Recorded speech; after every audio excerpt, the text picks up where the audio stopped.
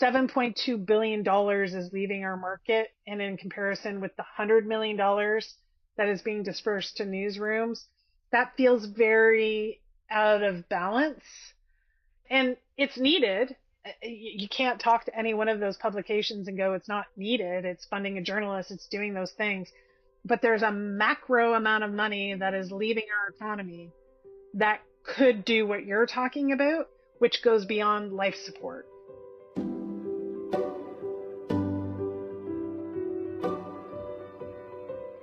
Hello, I'm Ronit Novak, and this is The Grain.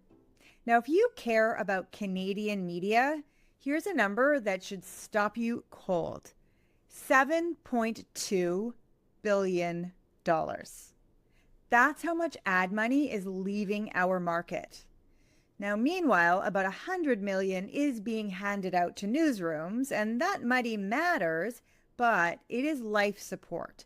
It is not long-term recovery for our media ecosystem. So my guest today is Sarah Thompson. Sarah is Executive Managing Director at Glassroom and one of the sharpest strategists in Canadian media today. She started her career wanting to be a journalist. She spent years in and around newsrooms, and now she works at the intersection of advertising, media investment, and strategy for some of the biggest brands in the country. She's also part of Canadian Media Means Business, an industry-wide push to rethink how media is funded and valued here at home. Now, Sarah led a groundbreaking new study called The Economics of Media and Advertising in Canada, which finally follows the money, from advertisers to publishers to jobs to GDP, and lays out just how interconnected our media ecosystem really is. And this conversation comes at a critical moment. Canada now has its first Minister of Artificial Intelligence and Digital Innovation, Evan Solomon, and his ministry just launched a national AI public engagement sprint. Now, for once, the conversation isn't only about guardrails. It's about value. Who gets paid when AI models train? How do we govern content? And how can AI actually support rather than strip mine Canada's information economy? Sarah has a refreshingly no-nonsense take on this. She sees huge opportunities for publishers to treat their archives and reporting as valuable data products, to license that material instead of letting it get scraped for free. She also points out how AI can make newsrooms faster and more accessible, translating, reformatting, and researching at speed, so stories reach more communities in more forms. But that only works if publishers know the worth of their data and set clear rules. Otherwise, we just end up with AI eating AI. Low quality content, training more low quality content, while real journalism gets squeezed. And layered on top of all that is ad fraud and programmatic waste, money siphoned away from legitimate outlets, local newsrooms shrinking, and fewer trusted spaces for advertisers to meet audiences. Attention doesn't just drift. It follows what exists. If we want Canadian attention, we need Canadian pipes carrying Canadian stories, backed by advertisers who insist their dollars stay here. Sarah's report puts real numbers to that story. This sector supports close to 200,000 jobs and contributes over $22 billion to the GDP. Every dollar invested in Canadian media pays back in salaries and growth, and every dollar lost shrinks the ecosystem in kind. In our conversation, we get into how publishers can build data marketplaces, how advertisers can demand transparency, and how AI can strengthen journalism when used smartly, and how policy under Minister Solomon's AI portfolio could help keep Canadian dollars in Canadian media. So let's dive in. only here on the Grain Podcast. Well, thank you so much, Sarah Thompson, for joining me on the Grain podcast. I'm really happy to have you here. Thanks for having me. I'm Um, excited to be here. So, the news and news media is near and dear to my heart. It's where I got my start. And from what I've seen and heard of you, news is something that is near and dear to your heart as well, and media. So, can you give me a little bit about your trajectory of how you went from somebody who was interested in news media to now somebody who works in strategy for media and economics in Canada? I actually, in my beginning of my career, wanted to be a journalist. So maybe this is a little bit of payback support for the career that wasn't. I ended up going into public relations early in my career. So I spent a lot of time in newsrooms working with journalists, having conversations, seeing the vibrancy of how a newsroom would run, and have a lot of reverence for the profession. Over the course of my career, I ended up trying all facets of marketing and communications. In the last sort of 12 years, I've been solely in media strategy, media investment, and advertising on behalf of some really large brands like Rogers and TELUS and others. And a few years ago, I was asking questions about how much money is staying within Canadian media. And then I started asking the question, how much have we started defunding around news and around quality journalism? And the numbers started to become kind of scary. And that always begs, where's the money going? I think a big element of the journalism industry is that we don't really understand the advertising industry that funds it because we like to have the separation of church and state. And that creates a problem because if you don't understand where ad dollars are going, it is very hard to keep journalism alive in our country. So I've been advocating on this subject, much like you talked about, for at least the last 8 years. I joined the Canadian Media Manifesto, which is part of the Canadian Media Directors Council. That's an organization that represents almost 98% of all media dollars invested in Canada. And it's it's really about the focus of, do we have information integrity in our country? Do we have a cultural lens to our country? Are we actually telling Canadian stories to Canadians? And are we funding this? Because it shouldn't just be always a government request. And also, we put journalism often in the vein that it is a charity cause. And that led me to evaluating and wanting to understand the economics of all of this. Okay, so you went from wanting to work in journalism to trying to save journalism and media, and we appreciate that because it does need saving. I can speak from experience. There are a number of instances that I remember that working in publications being pulled into a room with everybody else and saying, "Sorry guys, thank you for your service, we're shutting down." And everybody who's worked in media has had some sort of experience like that, whether the entire operation was shut down whole hog or there were layoffs, or a lot of really good people in broadcasting, in journalism, in all sorts of media enterprises have just left to do other things because it's just not profitable for them anymore, or it doesn't have the creative fulfillment that they want. So really good people have left media as well. So there is a crisis happening in media right now. We are seeing that there is funding, there's government funding, there's Google funding now too for some media, there's a strategy there as well. But in a lot of ways, yeah, it's seen as a kind of legacy heritage charity case. And I really feel like if we want a strong media landscape, it needs to be more strategic and innovative. Yeah, and there's a few other parts of this too that are always really important. The less quality journalism, the less stories we have, be it, cultural or entertainment or investigative journalism in our country, begs that I have less quality advertising spaces for our clients to be able to put their brands next to that are legitimate. The other part of this is between the journalist and a media or an ad sale, is a salesperson. And so you're starting to see there's less boots on the ground to actually do the advertising sales component of it as well. So if you have less people to sell a product and the product isn't, as robust or as comprehensive as it used to be because we're underfunding it, it's just becoming this vicious cycle. So it sounds to me like it's a chicken or an egg situation, though, like coming from the media side, not the advertising side. Well, the media would be better if we had more ad dollars. Well, the advertising would come in if the media was better. So where do you stand on that conversation?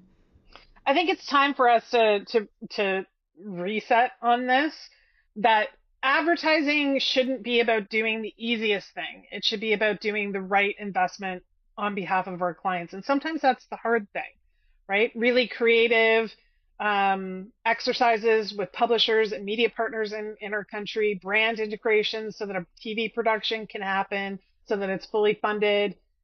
These are all things that are often very hard and things that we don't have, but we know that it sticks in the minds of consumers from an intention perspective when we do something that isn't, easy to scroll past. So it's a lot on the advertiser and the brand to ask more of their media agency. It's a lot on the media agency to set a standard again for what's a great media plan. What determines where an ad buyer presents their ad? Is it good content or is it wide distribution? What do you think is more of an asset to an advertiser in a media platform? It should start with what's your core business objective. It should start Okay. with where's your audience. The great thing about Canada is that because we have an awesome 6-digit postal code that is privacy compliant when you look at an FSA, those first 3 digits of your postal code, that really allows us Mm-hmm. to understand like communities and nuance and what's the media they want in that market and what do they trust and where is their attention and what is quality. And that's what we need Mm-hmm. to start talking about more is what do people actually value in a community from a media perspective that makes sense for your advertising to be in that environment.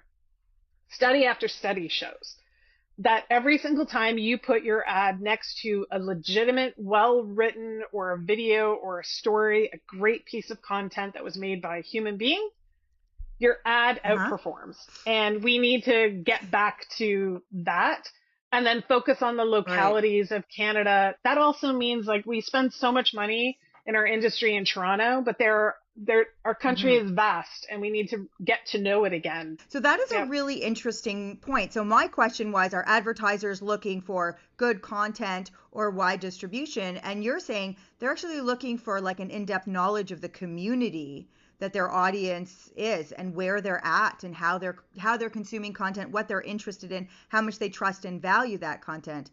And yeah, if we're looking at the breadth of Canada and the constriction of media over years and how we don't have local news outlets in smaller communities across Canada, we simply don't have our finger on the pulse of what's going on in those communities. We just have them in the big main centers, or we have, like one wire that's basically distributing to everybody. Yeah. And I would never say like ignore Toronto or ignore Montreal, Of course. but How often when a could client, you? yeah, but often when a client comes to the table and says, I'm trying to find opportunity and you're a challenger brand and you're trying to struggle in a really Yeah. competitive industry like financial services or retail, you'll find opportunities because of emigration that's happened in our country, because of changes. And we need to spend some time getting to know that again and really thinking Right. about it. I was looking at something Mm-hmm. most recently that was pretty fascinating, which is you find like connected TV, so streaming of fast channels, those channels that you find in your Roku, et cetera, that have like you're like, where did this content come from? You find those in Yeah. Upper Canada, like Inuit Indigenous communities in our country, because they don't actually have access to anything else to watch. And Yeah. we need to understand nuances of things that are happening because either it's because we don't have the telecommunications infrastructure, because there's no media there, because it's unaffordable, that then you become reliant on CBC radio in a particular market because the daily newspaper is closed. These are all things and nuances that matter, because we are often looking in media, especially for things like scale, right? Like I want to buy something en masse and get mass reach and frequency, and you can do that. But there's also nuance to that of who are you missing in that opportunity, which communities, and it always begs like you need to get to know Canadians and Canadian communities again. I always like to give the test of, do you know what the fastest growing city is in Canada? Do you know where the most immigration came to? Do you know where we're having housing crisis? These are things that we should have more conversations with our clients about, especially when it comes to media, Yeah. because often there's no media now in some of those markets where you've actually had population.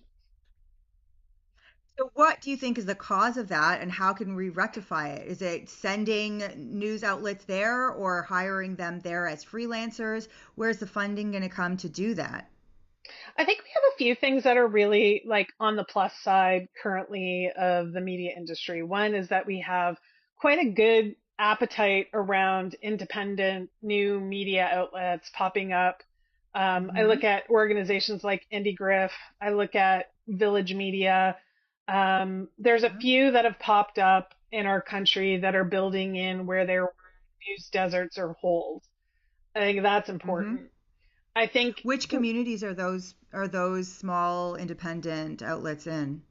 Village Media covers a lot of Ontario. IndieGraph covers a lot of Uh-huh. like, niche communities. So Indigenous communities, they have a lot of publishers, Yeah. but they also cover, smaller little markets in Atlantic Canada, like PEI, all the Hmm. way over to BC, in smaller locations where there Hmm. wasn't the daily Hmm. newspaper shuttered, or there's, a Yeah. journalist who wants to make a go of it.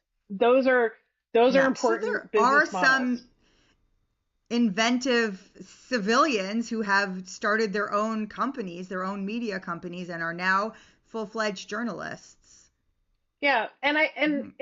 it makes sense. We just need to make sure that they're supported, but not like all of a sudden become an imbalance as well, where we're going, well, the old legacy media, the Globe and Mail or the National Post or the Toronto Star or the Ottawa News, that these don't matter because they matter too. Right. It's the quality of the journalism, it's the integrity of the craft, it's it's all the checks and balances that we have that journalists put in place versus, the classic citizen journalism or rumor mill, or the conspiracy theory side of things.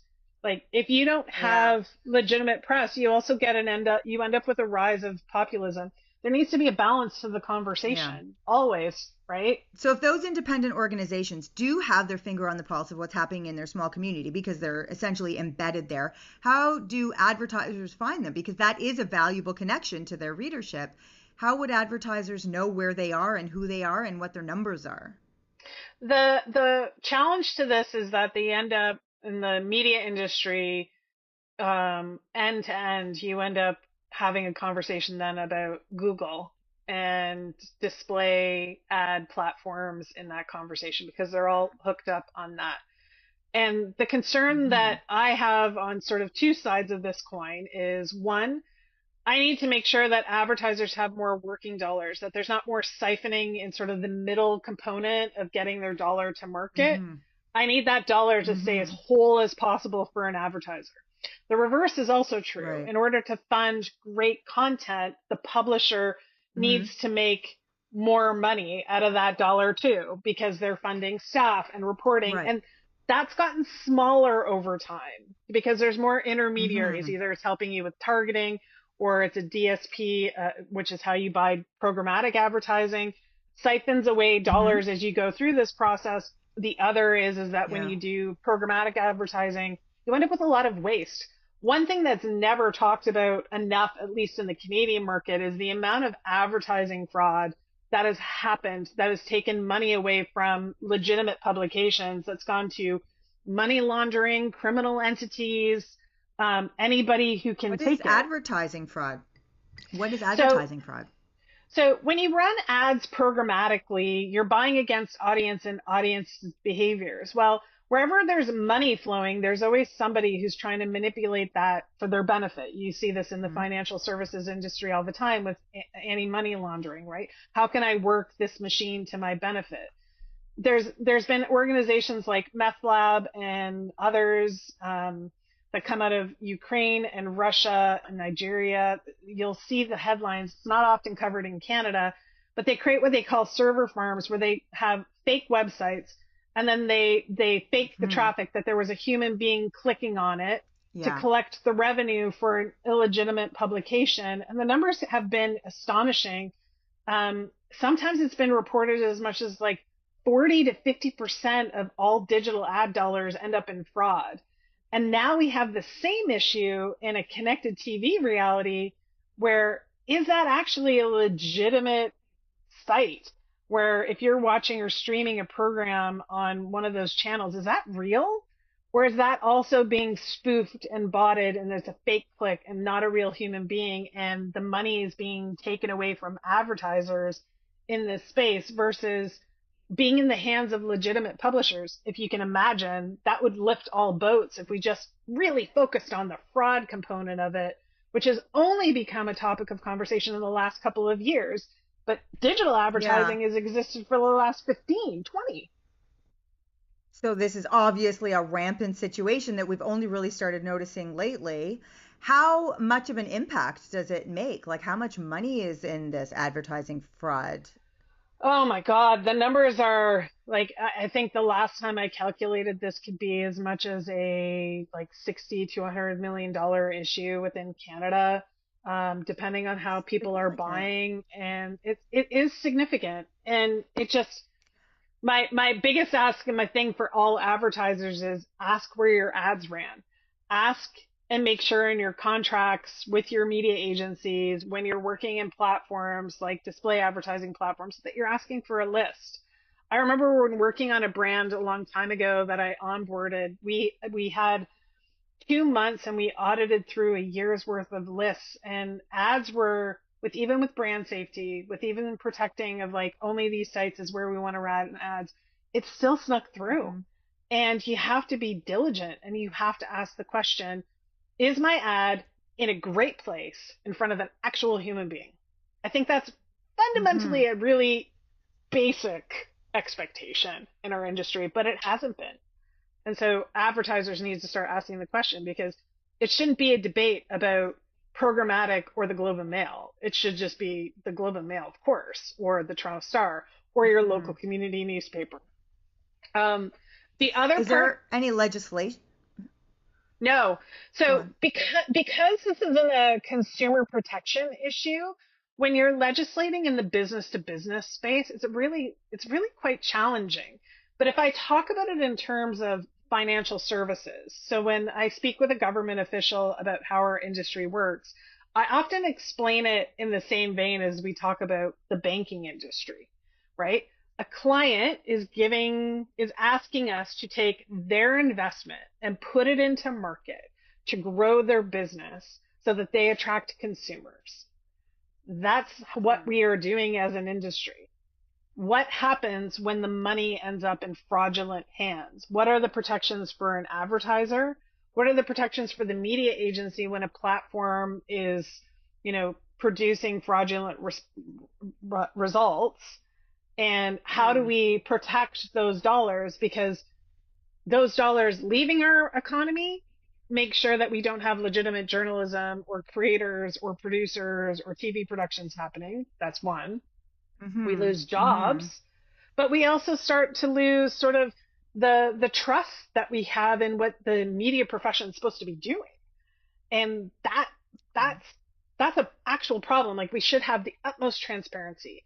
If I said to you, if I went to my investment advisor with $200,000 and said, I would like you to invest this for my retirement, I would expect the utmost transparency. And that's what advertisers should be asking for too.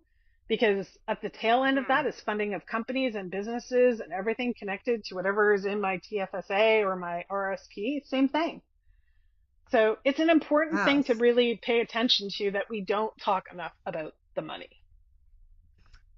Yeah, I mean, that's an issue that I haven't really heard about much at all. I can now imagine that I feel like I might have seen it or heard of it in the past, but when you articulate it now, it really does seem like, yeah, that does have an effect on our industry and also just the mindset of like what is the industry for? Is it to actually create trusted quality content, or is it just to siphon ad dollars and undermine an industry? Because that does have lasting consequences.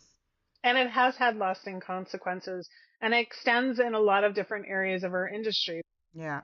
So let's talk about how we can make a robust and strong Canadian economy that is fueled by quality media that we are Mhm. all enjoying working for and consuming. So you released a report. Can you tell me a bit about who the report was by and who it is for? And then we'll Yep. get into the meat of it. Um, so last fall, I was asking myself a question of, has anybody ever measured their local media economy? So advertising jobs, media jobs, journalism jobs across all media as a contribution to the gross domestic product. And I spent a few weeks doing my digging of looking at public policy around the world, different countries, different approaches. And the answer was no one. And the reason for that is number one, the data is really messy. So it requires some heavy lifting. The other is that if you go at it from, if you're a journalism organization, you take a journalism lens. If you're in the TV broadcast, you take a broadcast lens. If you're in, my industry of media and advertising, you take that lens. You're right. It's incredibly siloed. Like we work in our own media. Oh, I would never work in television. I work in newspapers, right? But they're Yeah, all interconnected. we are all interconnected. And so it begs, why hasn't this happened? And how could you potentially approach that type of research? I approached Nordicity because they do a lot of these economic studies. They're probably the most premier research organization um, with offices in the UK and in Canada. They've worked on things on like film and tax credits. They've done a lot of measurement of the media space and content creators and the contribution to our economy. So they already had the Yeah. proven methodology and the expertise to do this. And so I took it to them and I said, what would it take? What does it cost? And what does it take to do this? And then went out to every media leader in the industry that I have a relationship with, which is a long laundry list, to which some people said no, but Hmm. because they just don't have the dollars, which I can appreciate because this is what this report is about to address. But the organizations that showed up for us with just nominal dollars to be able to fund this, and this was done all on my free time. I've never made any money on this because it's meant to at a time that is of crisis where I see journalists losing their jobs. Then I see sales reps who we've had relationships with in our industry for a long time lose their jobs. And now I'm seeing peers in the marketing and media industry losing their jobs. That it becomes a crisis moment of what does all of this cost us? Because we're not replacing like with like in a lot of different places. A lot of people, especially since Exactly. COVID, just left the industry entirely and are off doing other things. Mhm. And Yeah. that creates an economic backlog. So working with Nordicity and organizations like Bell Media, Canadian Association of Broadcasters, Glacier, Think TV, Village Media, Adapt Media, Cogeco, La Presse. I'm sure I'm missing Hmm. somebody, and if I am, please, I beg your forgiveness. We all went through this, and they were great partners, but they also didn't influence the research. They just wanted the numbers. Right. They just want the numbers because the Yeah. numbers are powerful when you break them apart. And so it's been since last fall, and now it's finally coming to fruition. Well, it sounds like you had sponsors from both sides of the fence, right? From media and from advertising, and from different levels of wealth, like Bell versus like Village, like the people contributed who didn't have a lot of money, but really wanted maybe one, self-serving to have their logo in here to just be part of the conversation because here we are talking about them and good on them. That's a smart move to align with you and what you're doing, but also just so that they would have the numbers, for themselves and be included. Yeah, I think the biggest element of this, even as we go through the study, is that we are all interdependent. That this industry, from my job to a journalist job to a marketer's job, we are very much codependent.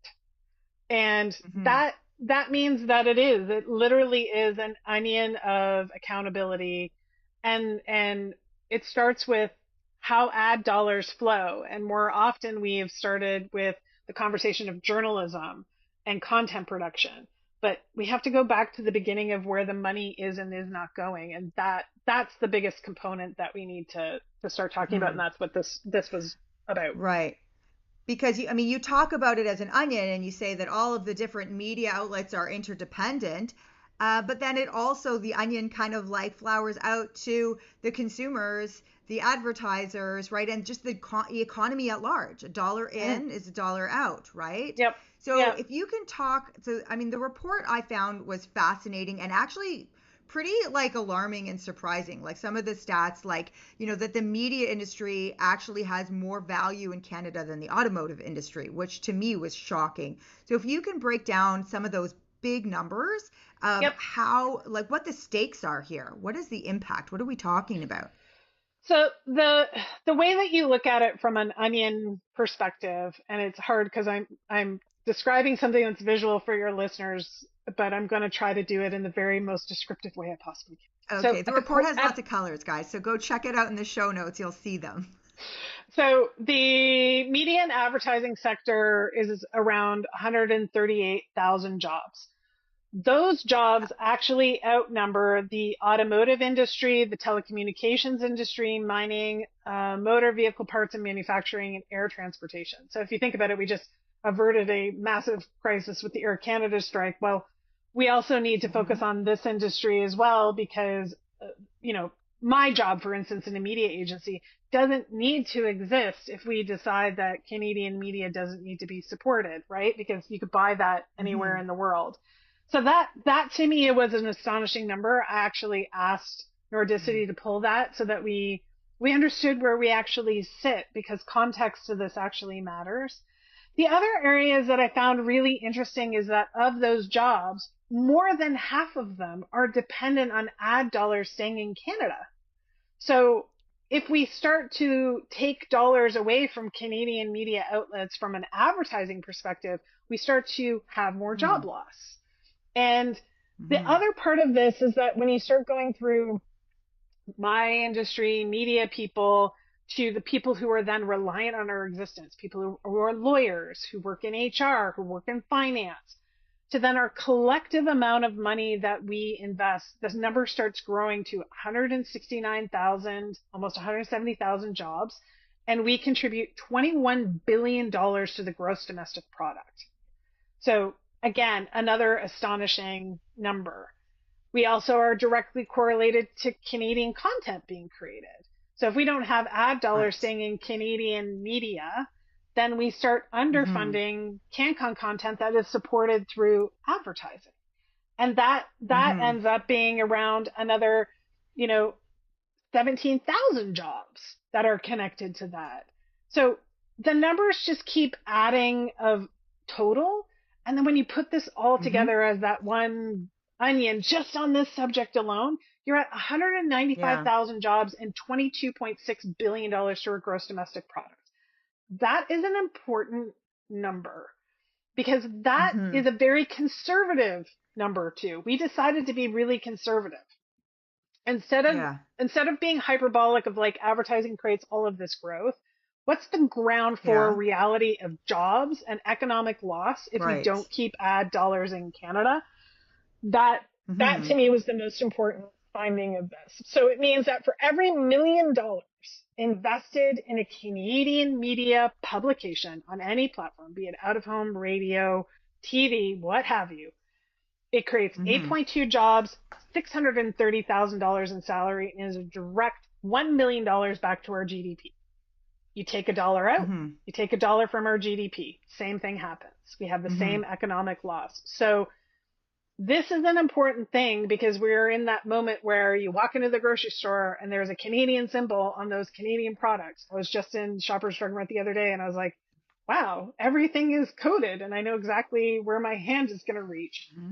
The same impetus should now be put in place when we talk about Canadian media and how much of your hardworking ad dollars are staying here because they actually create economic value. And by creating economic value, you Hmm. have more consumers who are able to spend more. And that floats all boats. That's right. So we're getting more money when we're fueling media because we are getting ad dollars into media, and then we are getting that money circulating throughout the population, throughout the economy in Canada. Yeah. And So it's not a small another, number. no, yeah, it's a massive number and it affects everybody. And I mean, we're also talking about Canadian culture as well. It's not just a financial benefit that's circulating throughout the economy, but it's a cultural economy too. How do we define ourselves as Canadians?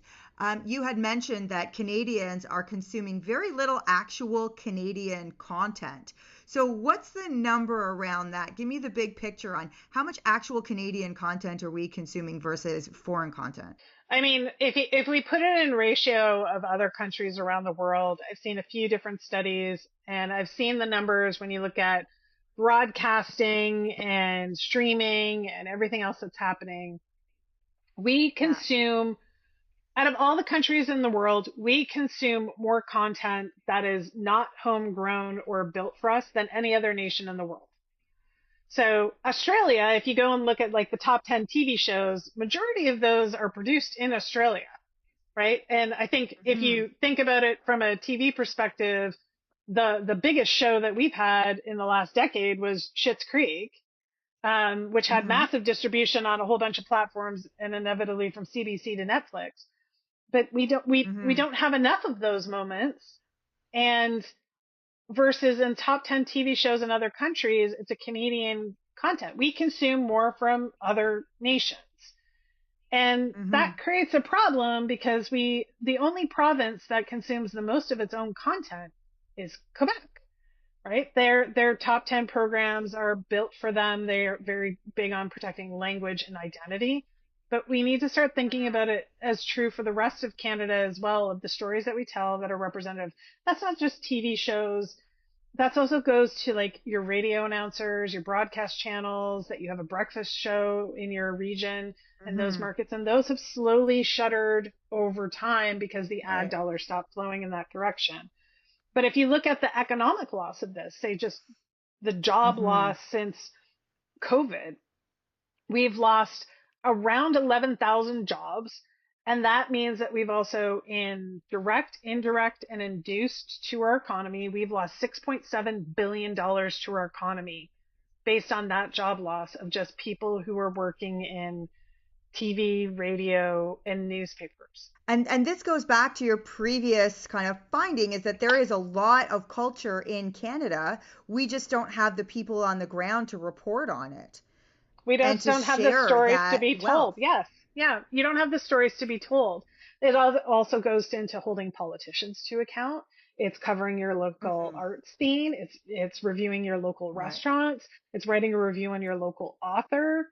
Like all of those things add up to economic value and growth. And who's writing the stories and content? Well, like Google and Meta are very important distribution channels, but they're distribution channels. They're not making things. Right. So Hmm. who are the human beings that are actually crafting the stories so that we can see ourselves reflected back in the mirror more often?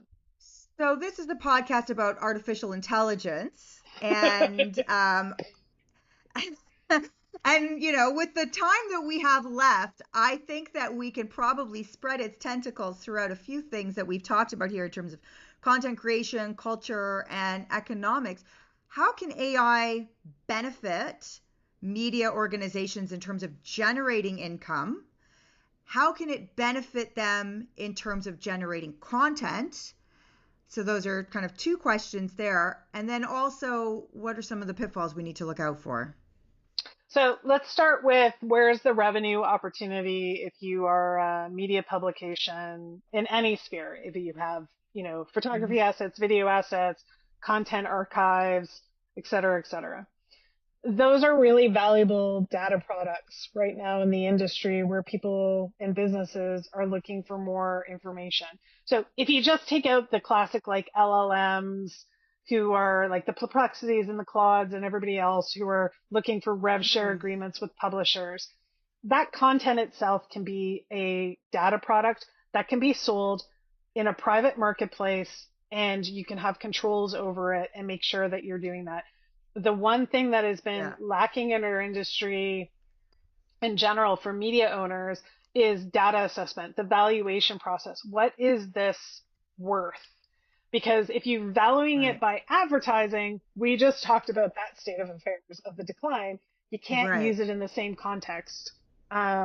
So you need to understand the value of your asset. When you make Is a there a data, standard? How can they judge that valuation? you Who's work with who's deciding? I mean, I know you, with my place, I get with my home, I get like an assessment. Tell me the value of my property, and you just have to heed that. Who's judging the value of editorial content from 20, 30, 50 years ago? So you end up taking it to a data assessor consulting firm who then will do Okay. business casing, will tell you what the products are in demand, will tell you how to bring it to market, Okay. and who potentially are buyers. And this is going to be a market Okay. that matures really quickly because web scraping against content owners is, starting to get shut down as people put Cloudflare and other things on their assets to say, no Yeah. robots, you cannot scrape this. So there's going to be a Yeah. new sort of data marketplace that appears where people are going to be looking for new data sources. That'll be everything from banking institutions to real estate firms to government who all need access to this because your Hmm. LLM, your model, if you're using reg or anything else, or you're building an SLM in that vein, requires Hmm. data that is quality. And quality is not Hmm. just recency or, depth. It has 33 different variables to data quality as a standard. And the Right. best sources of that often are publications, but we devalue them. We've devalued, journalism in our industry from an advertising perspective. And now we're doing the same thing from a data perspective. And this is the conversation we need to have because it shouldn't be fair use for everybody. You should be protecting copyright because we still need humans writing the stories. AI Hmm. can't replace it. So, how common is it for media organizations in this day and age to go to these surveyors and assess the quality and cost of their data? I think it's happening more and more right now. It's especially been happening in the United States. Okay. That's been probably the most progressive nation. I think everybody Okay. gets caught up So, in like things the of New like York Times would have privacy. done that. Yeah, Yes. you've Oh, seen it okay. in So, like but the every major Atlantic. publication is doing. Yeah. Yeah, Okay. but it's we end up in conversations of like privacy and GDPR, and I understand that, but it's like Hmm. your content, who has the rights, who has the right to the assets. If you were in syndication Hmm. deals with your content, do you understand the value of that? Are they taking your content and licensing it somewhere else for an AI to use as a Hmm. training tool without your permission? Like, this is all the area that everybody Yeah. needs to look at because lawsuits have Yeah. flared up and they will continue to flare up as this happens. But if we just Hmm. take a moment and go, your asset is worth something, and I have a business that requires that Hmm. asset, it's like pay for the water that you're bottling. It's the same idea. Right. Right. So it I could think go in the direction of outlets getting paid for their data, but they just need to find out what the price is, how much to sell yep, it for, because the otherwise, price, what are they getting? the They are just sitting on nothing. and the price, and also I think it's a good time for Canadian media owners and publishers to figure out how to create their own data marketplace so that it's also easier to buy. Right. Mm-hmm. Because you're Mm-hmm. not going to go to like this publication, that publication, that publication. Nobody has who has the time to do the due diligence of that. But if you're a It unified seems front like and a you lot of, package it, yeah, it seems like a lot of, crying and whining. OpenAI is stealing our content. There's a class action lawsuit of a bunch of Canadian media outlets that are suing OpenAI and now Cohere as well. And it's like, okay, well, make it easier for us to legitimately purchase your content. It's kind of yep. like, Canadian organizations have to do the legwork as well instead of just But lawsuits. it shouldn't mean that it's stolen. And that's the part that is kind Sure. of the element of it of you can't say, well, I'm like I need it or I'm dependent on it for my business model because of this future of AI that we're still realizing the Mm-hmm. business model of. But if you look at the Right. monetization of a lot of AI tools, they're using licensing, subscription, and advertising as their revenue generators, which in a lot of places is the Yeah, same model as publishers and media owners rely on those three that's things right. too to keep their Hmm. businesses going.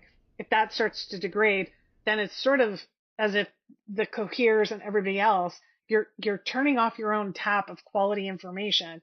And it's a bad look and a bad user experience when you go and use a tool and it says, I can't see past this date. I can't answer that question. Or it's so vague that it has no specificity and it's gobbledygook because it's not operating in the here and now. And this is the problem of recency in a lot of LLMs, but it'll be true too of small language models that are used by corporations of answering critical Hmm. questions. Like we don't want a sea of sameness. The data set and the diversity of your data is the differentiation of the success of your AI, whatever that is. If it's an Hmm. angenic, if it's a RAG model, if it's something else. Do you imagine a landscape where media organizations develop their own LLMs that are like RAG-based models where you can only be Yes, going, like you would subscribe to the Globe and Mail and communicate with them about their content rather than OpenAI? it would make a lot of sense. It's a great ad product. It just requires, clean governance and organization and meta tagging of your data. But if you could imagine, I like to use the CBC because it's so expansive. If you could imagine the Hmm. entirety of the CBC's archives where you could do an evaluation of tell me the history of Canada's relationships with the Indigenous peoples of Canada by this geography, by this community, and get every piece of Hmm. information out of that, and then summarize all the political issues that we've run into and why, that's valuable, right? Or tell me the history On of it, comedy in our country and the tonality and how it's changed over. That's valuable. Like, who has time to right. I research mean, these subjects? I was going to say I would subscribe to that, but it's a CBC, so it should be free. But yeah, I mean, I would subscribe to anything that did that really well. Um, how far along do you think media organizations in Canada are towards developing that on a scale of 1 to 100? I think Who they're do you think start. is at the I think farthest? they're starting with their newsrooms, and I think that's the right place to start. I think that when you Uh have huh. journalists where you have all of that content, it needs to be at their fingertips of who have you contacted, what have you been your sources, what was the history of that story. I think that's the place that everybody's starting as it becomes more public facing over time. Do you think that will change content? Because now that they're creating content for these AI bots, or maybe it's a direct to consumer AI conversation with the consumer, do you think that reporters are going to report differently or on different stories? Now that we have more feedback on what people are actually asking, the amount of data that these news organizations are consuming from their users is enormous as well. Mhm. I think it pulls together a couple of things. I think it makes the research process for a journalist that much more comprehensive and easier. That Yeah. you'll have stories well researched that aren't weeks but can be moments, so that you can look at Mm-hmm. who has historically reported on this, what have they said, versus getting like Yeah. article after article that you have to flip through. I think that's a great place. I Mm-hmm. think in the fact Mm-hmm. checking space, it expedites a lot of Mm-hmm. that element of it. I think it also helps in translation, conversion of a article into a video format. It makes things more Yeah. accessible for people where often we're writing things and we forget that it needs to be have some AOTA or accessibility requirement. I think it helps in those spaces, which also helps from an advertising perspective because that creates more instances where I can advertise because the content's being served in a format that's built for the audience even more than ever before. That Mm-hmm. is happening. That will continue to happen. Yeah. The progression of like AI generated journalism is the ethical line in the code of ethics that that publication actually has. There was a recent story that Yeah. just came out where somebody discovered that all the articles across a whole bunch of different websites where they accept sort of like free content, you think about it like Forbes and others, ended up being an Mm-hmm. AI. It was all AI and it was not Yeah. fact checked and it was just produced. And this Yeah, I is saw that. They had to so pull the it. ethical side of journalism and the code of conduct of how they operate with AI is going to be so transparent with legitimate publications, and then we start having to ask that question from an advertising perspective because there's an ethical side to that too of If you're using AI on your content, why, how, what are your sources? How are you compensating your Hmm. legitimate journalists in that journey? Because what we don't want is a whole bunch of AI eating AI articles, because that just creates Yeah. what Cory Doctorow says is the shitification of the internet, and we don't want that. Right. Do you imagine like an overarching kind of governance of AI ethics and quality in news journalism? I think that's already progressing there. It's the topic of conversation in every Yeah. journalism conference I've attended in the last 2 years. I'm going to Madrid this fall to go speak about the economic study, and it's a huge topic of conversation at that event too. It's progressing really quickly, and there's policy What about designed in in Canada terms though? 100%. So the Toronto Star, the Globe and Mail, the National Post, CTV, CBC, all of them have different phases of what are the ethics associated with AI and how do journalists use it. They all Hmm. have those policies. But they're independent policies, right? Is there a kind of overarching umbrella standard that they can follow? That's a question that you should go talk to Paul Deegan at News Media Canada about, because I'm sure that it is an evolution of a standard, and also the Canadian Journalism Foundation and others. They're the ones who set those policies. But if you think about it from the Okay. code of ethics of being a journalist, it's always tailored to the publication of this is the standard as our profession. This is our Hmm. standard that sits on top of it. And that you can absolutely see is happening right now. So in the meantime, we as consumers have to be able to trust where we're going for our news, and especially if AI is now going to be a driver in how that content is created and how it's distributed. What do you think a consumer needs to think about when they're approaching news organizations, maybe even in 5 years from now, as the technology develops more? What are some of the things that you think we should be cognizant of? If you don't recognize the website URL and the About Us section on that publication feels illegitimate, Mm-hmm. it probably Mm-hmm. is. And if you're reading something Yeah. that seems to have a agenda or isn't well crafted and feels like it's something spoofed, take a few paragraphs of that text and stick it in and see what the actual legitimate source of this is. You can use tools and platforms like NewsGuard and others that have a human vetting process as you're browsing content that will score it for Mm-hmm. you too. So there's tools in Mm-hmm. place to help you go, is this legitimate? Is this coming from a source? But look at the URL, look at the About Us, use some of these like browser tools that are available to you to go, is this a legitimate source of media? Because I can Mm-hmm. see the mess that is being created of Yeah. AI taking articles and go to the source. Give the benefit of your traffic and your intention to the person who actually created it.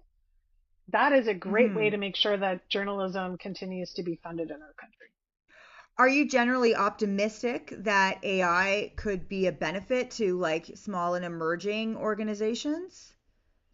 I think AI has a lot of benefits in a lot of different places.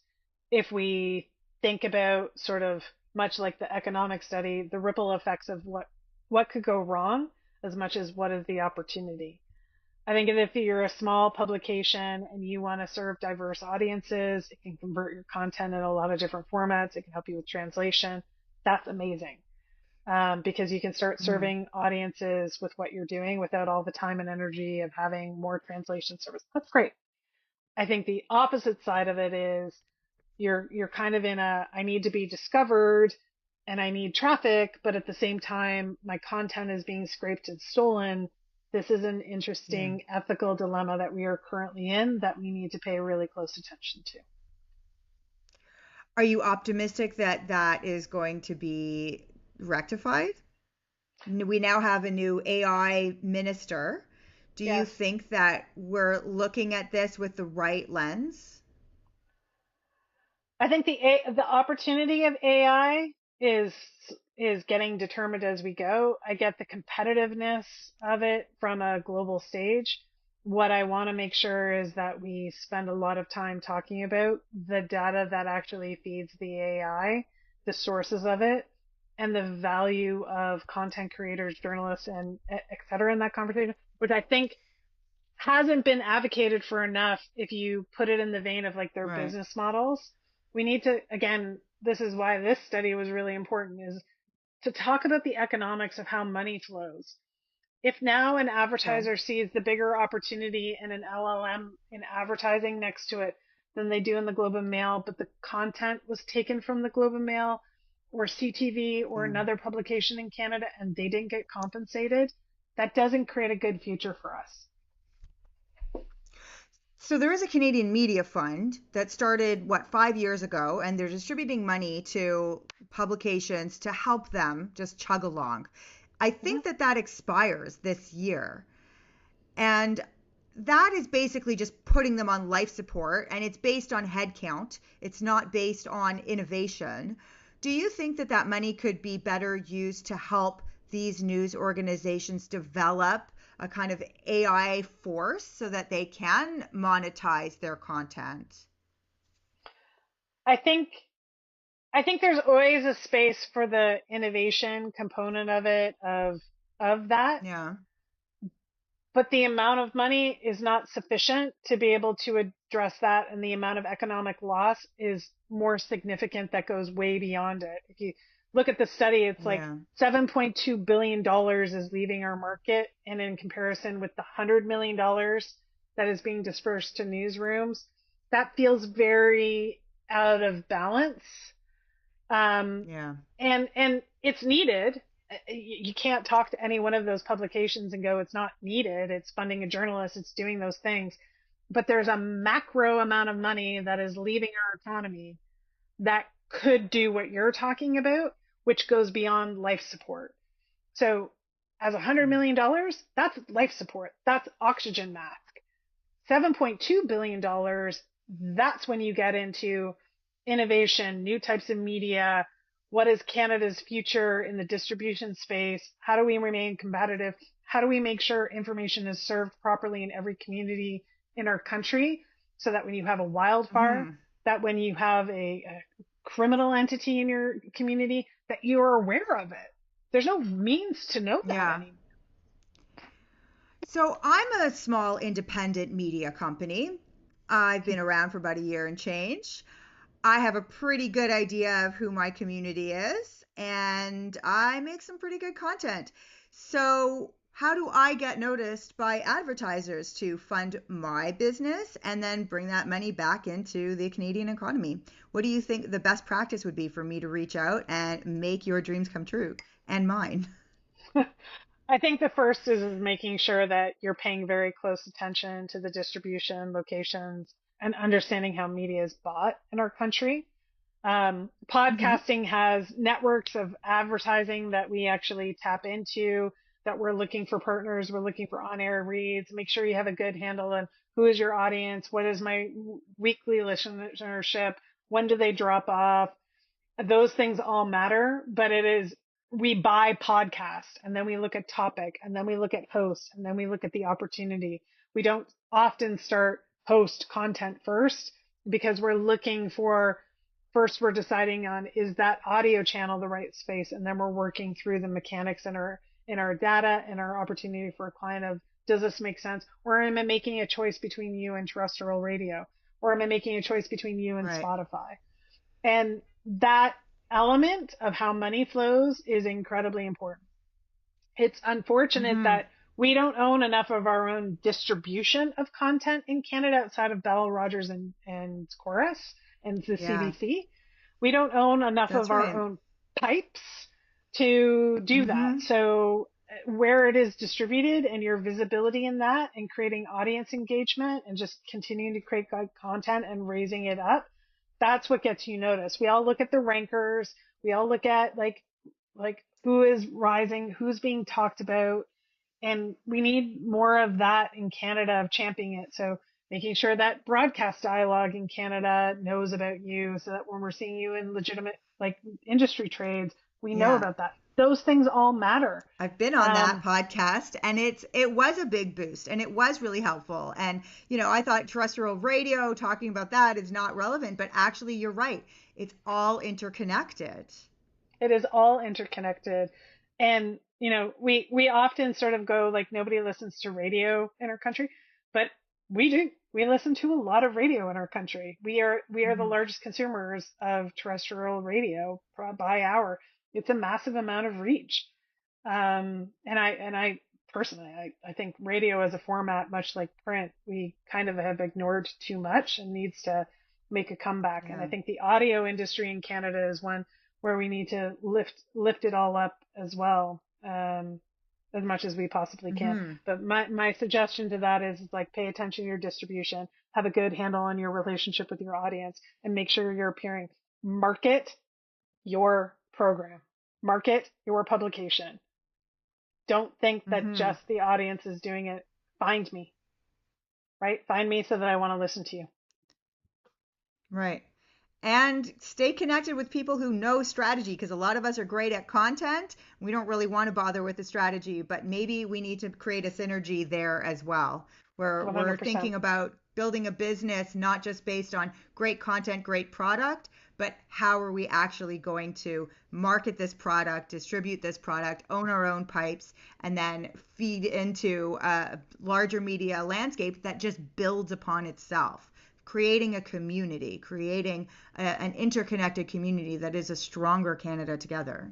The one thing that I always think that we have in our industry, and especially Canadian, is that we like to go to a woe is me really quickly. But Mm, we have some really ingenious and smart and clever people that work in our industry, and that yeah, we should be listening to them more. We should be giving them the stage more to talk about the state of their industry and what they need versus telling them what to do. And there's yeah. solutions that can come in all avenues of our country, especially when it comes to content production, supporting journalism, new ideas. And the biggest thing for me is that I want to be more optimistic about this because a woe is me doesn't get much solved, right? If you're curled up in your bed in the fetal That's right. position, you're not really accomplishing very much versus going, you know what? Yeah. I'm hopeful. And hopefully when we start talking about things about where we place value and people's livelihoods and their jobs, and isn't that exciting? We can start to spark up our creativity of problem solving with this, of having different conversations with public policy to change the nature of, Hmm. you know what, we need more incentivization. We don't need more like sticks hitting platforms. We need to lift our boats. And that's not subsidies, but it also means we need to change the conversation with advertisers of, if you're a Canadian brand, are you investing in Canada? Because that's economic growth too, just as much as automotive manufacturing. That's right. And that is something that really came out in your report because that woe is me mindset is something that you could glean from a report like this, the loss of jobs, the loss of money going into our economy. But the way that it is formatted, and it's called The Economics of Media and Advertising in Canada, that's the name of this report. The way that it's formatted is very interconnected. I mean, you talk about an onion, but it's also just like a tree. Like it really does branch out and connect all of the different industries, advertising, all the different media outlets and media industries as well, and then the consumers. And I feel like that would spring me to action as a person who's just starting in this media. Well, actually, I wouldn't say I'm starting. I've been doing this for a long time, but I'm launching my own thing now. And the woe is me thing could super sink in, could really sink in and be like, why? I'm just going to go open a vegan cafe or something. Why should I do this? But then I see a report like yours and it is, devastating the amount of just contraction that the industry has suffered. But there is a lot of potential in that report. It really does say, like, wake up. These are your opportunities. And that's Yeah. what I love about it and what I love about your mindset. It's like we need to have the hard conversations, the tough love, but there is a way out of this if we work hard and we connect and do it together. Yeah. And I think the last part is that often in the media industry, we love to say that we follow where the audience is. But what we never talk Mm-hmm. about is what the audience is actually lost because we've made decisions on their behalf. And I think people lead media above all. People adopt media. It's not media driving people. You can say whatever you want about metas and algorithms and everything else, but we have to buy into it. We have to get on that train. Right. And Marshall McLuhan is absolutely 100% correct, and it still holds up. Beyond the medium is the message, that we decide on how media shapes us. And we need to grab hold of that again and start being very cognizant and self-aware of the choices. That is a very essential point when we talk about economics, but also AI. And it could be a runaway train, but we need to grab the reins here and we decide where it guides us and we guide it. 100%. Well, thank you very much, Sarah Thompson. I really appreciate your time and your expertise here and your just love and compassion for those of us who work in media. We love you for it and we thank you for it. And we got to take the baton now and we got to do the work. So thank you. Thank you so much. Thanks for having me. If you enjoyed this podcast, please like, subscribe, share, and leave a comment. It really helps The Grain grow, reaching more creatives across the globe and inviting them to join the conversation. To learn more about The Grain, head to thegrain.ai, and to reach me directly, please send an email to Ronit, that's RONIT, at thegrain.ai. Because we need to start talking about the pleasure and the peril of AI and the future of creativity. And we need to do it now.